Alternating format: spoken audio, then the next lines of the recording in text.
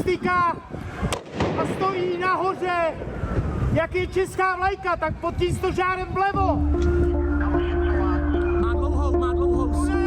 Má 483, přechází pod ukrajinskou vlajku, opakuju. Chtěl, abych ho sváhl